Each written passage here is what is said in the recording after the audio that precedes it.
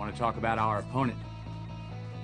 They're bigger, faster, stronger, more experienced, and on paper, they're just better, and they know it too. But I want to tell you something that they don't know.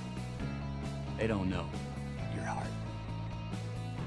Patchwork Heart Ministry presents Young Catholics Respond, a challenge for young people to stand up for the Catholic faith and confound the world with radical hope. Now, here's your host, Bill Snyder. Hello, everybody, and welcome to Young Catholics Respond. I am Bill Snyder. It's great to be with you, and thank you so much for tuning into this podcast. As a work-from-home dad, I don't get to do this podcast quite as much as I would like. I've got that 2-year-old that's still now very active, running around. Elvin keeps me certainly busy and distracted from doing Young Catholics Respond, but I'm excited to be with you for this episode and excited to have a wonderful guest. I'm going to bring him on the screen right now, and there he is, William Sauber. He is the host of the Catholic Table Talk podcast, and William had me on, it was probably a few months ago now, as a guest, and I was like, gosh, it was such a great conversation. I've got to have him on Young Catholics Respond to talk with him about his podcast, his journey of faith, because I'm sure it's fascinating. So, William, welcome to the program. Thank you so much for joining me and all our listeners and viewers. Hey, Bill, it's great to be on your show. And yeah, actually, I think it was the week before Holy Week, we had you on the show and talked about your great ministry. So it's an honor to come on your show now and talk about my background. So much appreciated. Yeah, absolutely. Why don't we start with that? Why don't we start with your faith journey a little bit and just tell us, how you got going in the Catholic world and obviously with the podcast. But let's start with your faith journey. Yeah, sure. So basically, if anyone doesn't know Minnesota, I'm from Minnesota. It's a very cold place in wintertime, and it can be a very hot place in the summertime. So the weather can be kind of not so great, as a lot of people may know. But I really love the state. It's a great place to live and a great place to work, and it's a great place to, grow in your faith. And I was raised in a Catholic homeschool family. So I was brought up Catholic, been Catholic my whole life, loved the faith, was very active in my faith early on.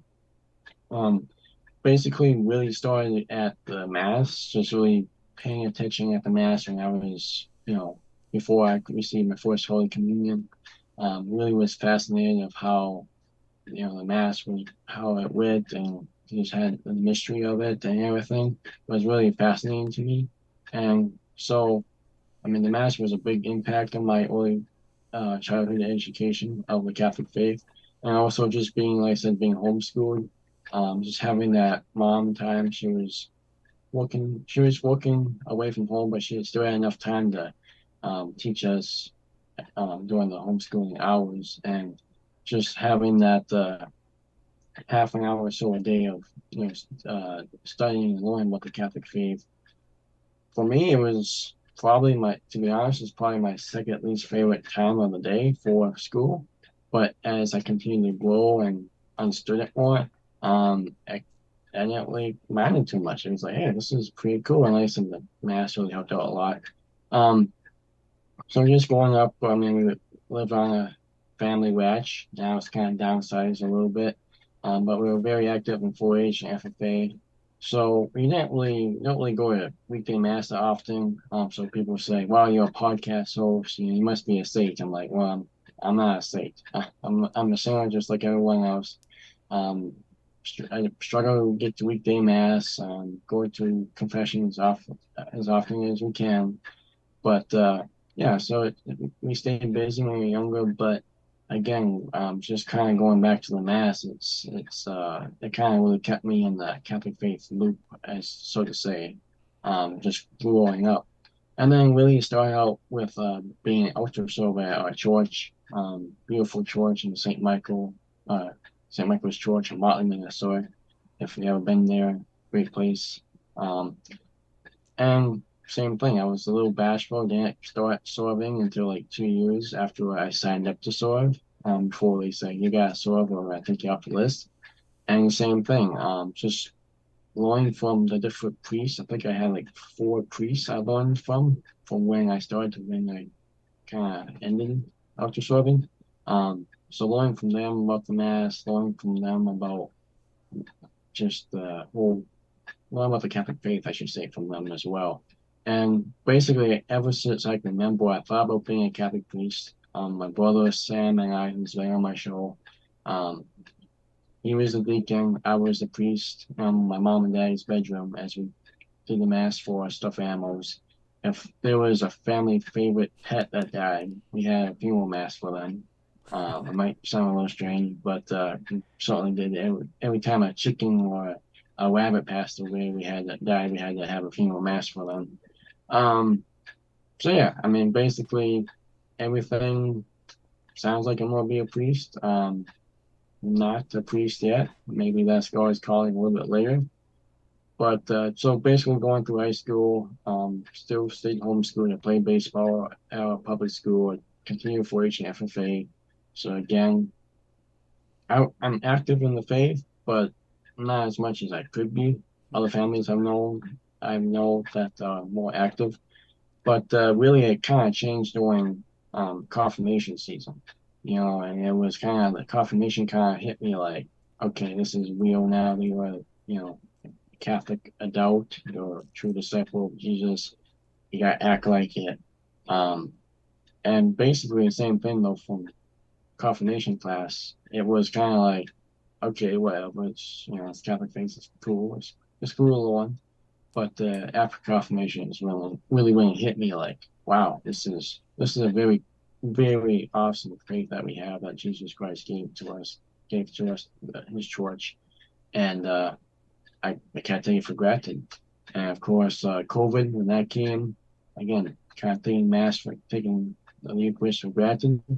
And then when that came, kind of going to mass for a couple of months, and that really changed my life too. I mean, try not to take Eucharist for granted and going to mass take for granted anymore. And really, I mean, we think of it in America like, oh, we're just going to go to regular Sunday mass, right?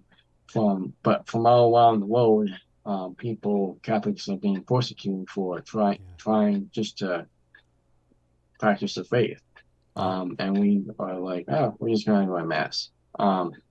So basically, that's about so that really changed me, I should say. But yeah, that's about my faith background. So That's awesome. again, not not as active as I could have been, but pretty active enough that I'm still a Catholic. I don't plan on leaving the church, and I love the faith. So That's awesome. I listening to your story. There's some really awesome points in there. Especially around confirmation, right? Like that's a right, really great thing that is a switch that flips for a lot of young people when they really come to realize that, hey, this is a personalized faith, and oh, by the way, my God is still alive. There's that third person of the Trinity, that Holy Spirit that dwells within me, and I get to use Him every single day inside my heart to go make a difference in the world and really answer the call. I also love the fact that you and your brother were celebrating masses, in your right, parents' bedroom. We'll use that, play masses, of course. But that's such an amazing thing. I remember doing that when I was a young kid, very very young as well. And there's something really profound about that. I think the Lord uses those encounters with Him, right? He uses those different encounters with Him to help us foster a deep love for Him in childhood and move us through. And yeah, we're gonna wander, right? Like you said, hey, I'm not a saint, and neither am I, by the way. Like I'm still on the same journey, right? Like trying to just do my best every single day, and that's the beauty of being a Catholic, is that we're all on this pilgrimage, we're on this journey together, doing our best every day to reach heaven. So that is truly awesome. That that you had a beautiful faith journey. I would love for you to talk a little bit about the the podcast, but more importantly, the title of the podcast, because I think it's such an interesting title, Catholic Table Talk. And I love the logo. The logo is very, very neat. It's something that everybody should go and check out, and it's available wherever you can find podcasts on most major podcast platforms. So I encourage people to go find Catholic Table Talk. But tell us a little bit about how you came up with the name for the podcast. Yeah. So basically, it basically started in December of 2020, so COVID's still going on. So it's just kind of sitting around the house. I don't really have much for hobbies, Bill. I don't know if you can believe that or not, but I don't really have much for hobbies. So I'm like, okay, what is a good hobby of mine? And my dad's like, how about doing a podcast? And I'm like, yeah, sure. So of course, there's multiple names that's going on in my head. And I actually started, my Facebook page was like the first thing that I started on the podcast. And I called it the Midwestern Catholic Podcast was the original name of it. And I thought, this is cool. It's set. I'm going to start doing logos, start doing this and that. And it was like a few days to a week later. I'm like, Midwestern Catholic Podcast. There's something about it now that's not really quite hitting the bell that I feel like this is not the name it's supposed to be. So I basically went back to the drawing board, start, looking up, just started typing out names that could maybe be the cut. And I just thought of Catholic Table Talk Podcast because I'm like, it's where everything Catholic is on the table to discuss. And basically, the thing about the thing behind the name is two people sitting down discussing a topic on the Catholic faith, and that's what it is. It's Catholic Table Talk. It's not Catholic, So basically, yeah. I mean, it's not Catholic. As a Midwestern Catholic podcast, like what's that?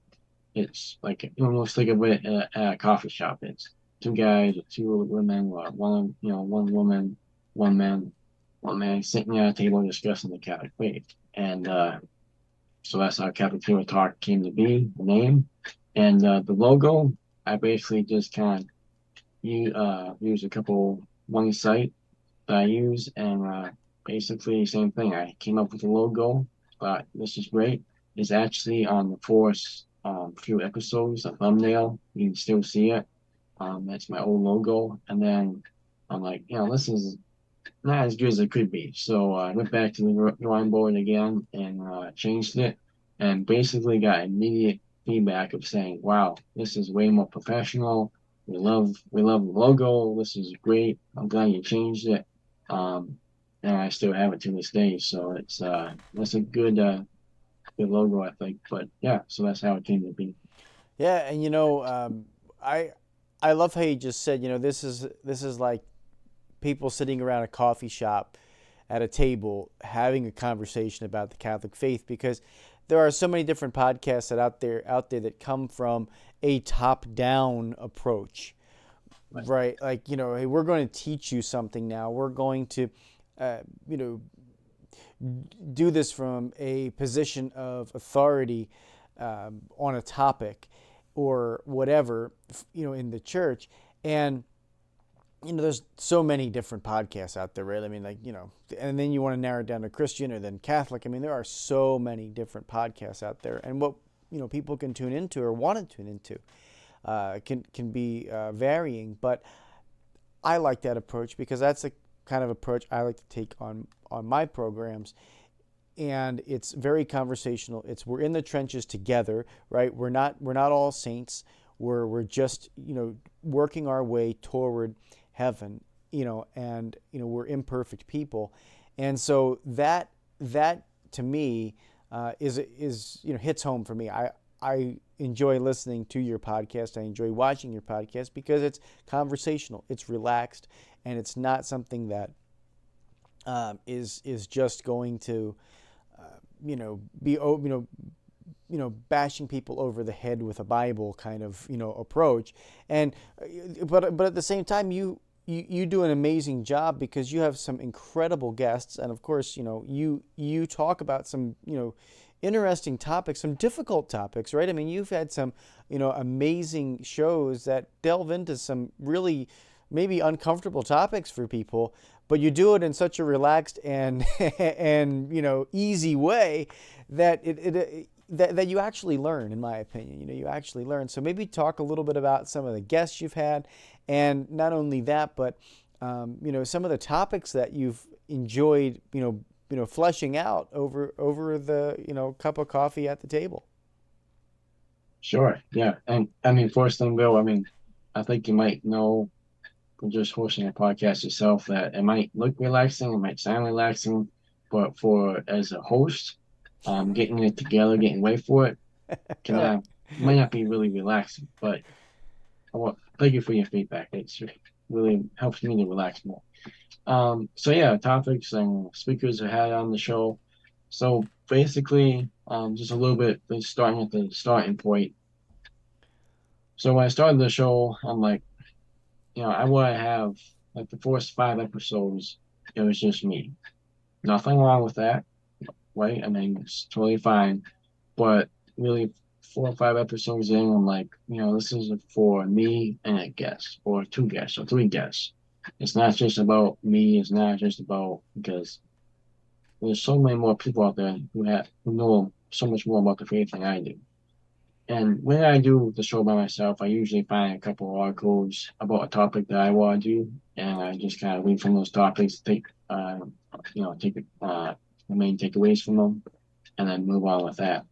But so like my first guest was Keith Nestor, and we talked about just the power of the rosary, praying the rosary, and why he promotes it so much on his ministry. We've had, my old high school instructor, Gary Michuda, who has his own radio show called Hands On Apologetics. We've had him on multiple times, talking about his book, talking about apologetics to abortion, and then just kind of apologetics in general, just defending the Catholic faith, because again, we're all apologists to defend the Catholic faith, whether we want to or not. So that was a really cool show. I liked doing. And another one was Jeff Cavins, the Great Adventure Bible. He actually came on the show very, very early on, which I was very surprised when he called me back saying, "Yeah, I'll do it." So that was probably one of the biggest excitements of the show early on. Was like, wow, I got Jeff Cavins coming on. I'm just starting out. And we talked about the Great Adventure Bible timeline, and that was when the Bible in the Year was just coming up, so that was huge. And so that was really fun talking with him of how that came about. I also have had my couple priests on the show multiple times talking about modesty, talking about, again, kind of questions on the faith, talking about actually a couple episodes ago, I had my priest on again. We were talking about the Eucharist, most importantly, the most precious blood. Is it required to receive it at Mass or not? So that was a great one. Mike Cleavey from Homeschool Connections, we're talking about the end of times. That was a great show. So, I mean, if you boil it down, there were so many great topics and episodes. As a host, I look back and say, yes, I like that one more because I felt more relaxed. I was more relaxed setting it up than I was this show. Yes, I feel like maybe more connections with this speaker than this speaker, but I'm not going to call out saying, this person is okay. But I mean, again, they all take the time, they all are willing to come on the show. And that's all I can ask for as a host. And a couple more, Tom Baselli from Newsmax TV. We talk about just kind of what's going on in Washington with the divide about, Republicans, Democrats, raise the fine line between them. And he's coming back on the show as well. And yeah, so that's a few topics and speakers that I've had on the show that I really enjoy. But again, if anyone is willing to take the time to come on my show to talk about the faith and have a good conversation, I am more than happy to do that. And I just enjoy it all. So. Yeah, it really is impressive the people that you've had on, and you've got well over 100 episodes now, I believe, as well, right? You're well over Yep. 100 episodes, so there's plenty of archives for people to go back into and listen, to. You're not going to run out of content, folks. I mean, you're posting every Thursday. It is at 9 a.m. Correct? Am I right on that? Yep, 9 a.m. Eastern. Yep. 9 a.m. Eastern time. That's right. I know we're both located in central Wisconsin and and the Yep. in Minnesota, but we always operate on Eastern time for some reason. That's just how the country operates mostly. So I think we always say, hey, we're going to post it, at Eastern time, and if you happen to live in California or in or in the Central time zone like we do, then adjust your time zone accordingly, folks. But it's amazing what you're doing, and it's incredible that you really have had so many wonderful guests on, from Jeff Cavins to your priests to all the different speakers, Keith Nestor. I mean, really delve into this stuff, folks. Really look at what William's doing in the Catholic Table Talk podcast, because there's just something special about it. There really is something special about this podcast, and because I think, as I said before, it really comes from that relaxed, humble position, which is, something that, is rare to find in the church these days.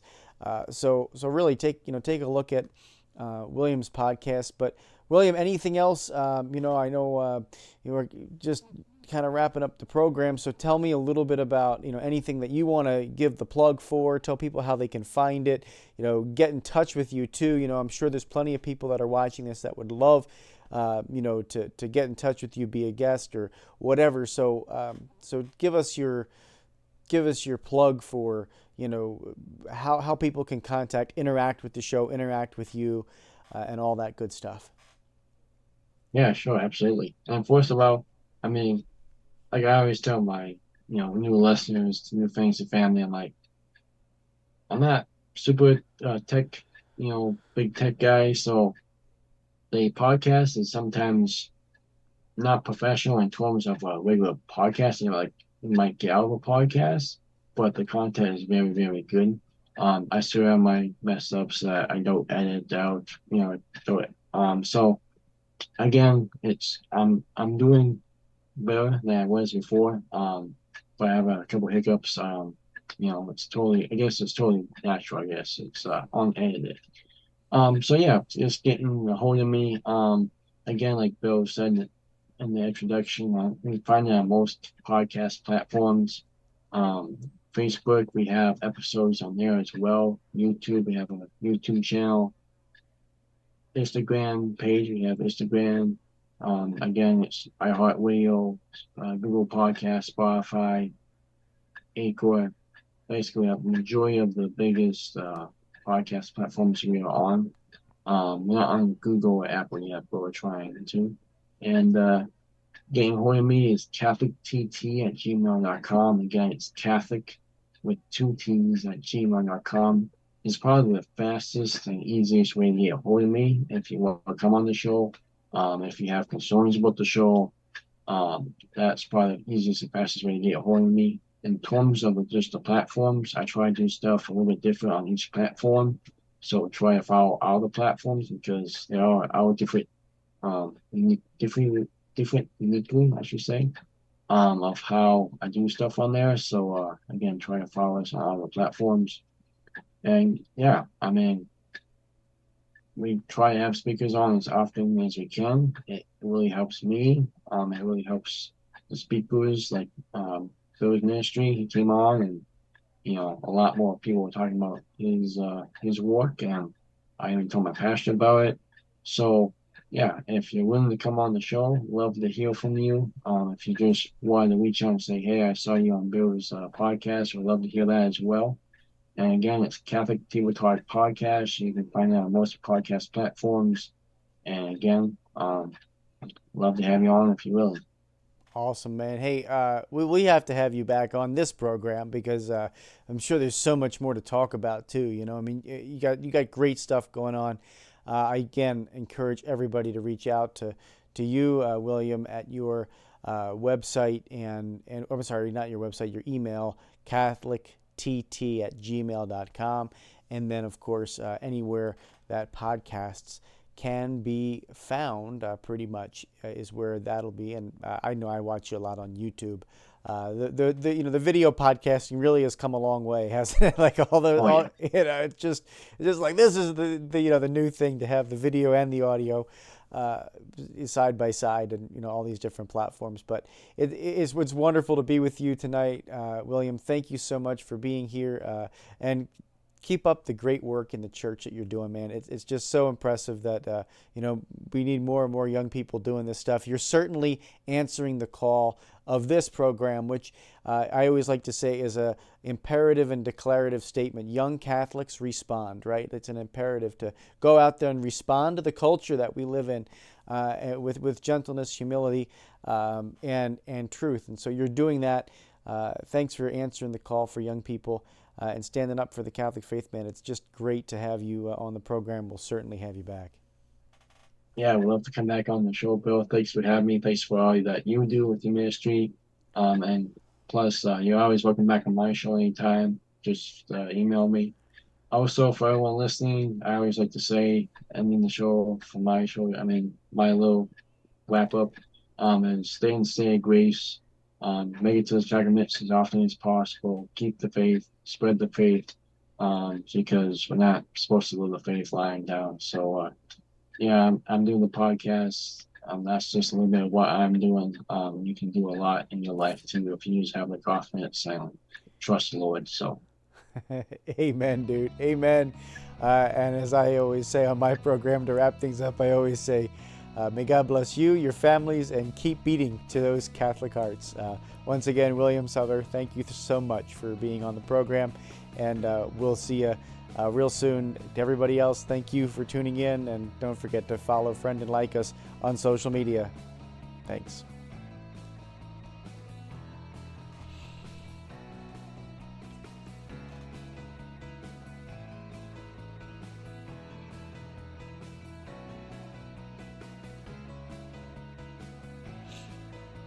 Young Catholics Respond is a production of Patchwork Heart Ministry. For more information about this and all our media programs, visit patchworkheartradio.org. To learn how you can support our ministry or become a sponsor, visit patchworkheart.org.